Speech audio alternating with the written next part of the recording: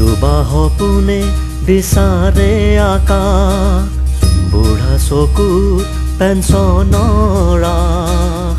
বজাৰ কৃষকৰ হাতৰ মুঠিত ক্লান্ত আশাক নতুন উশাহ আজি জনসুবিধা দূৰ নহয় সপোনলে দিয়া অকলে নাযায় আজি জনসুবিধা দূৰ নহয় সপোনলে দিয়া অকলে নাযায় মিলিততে সকলো কাম হয় জীৱন অতি সহজ হয়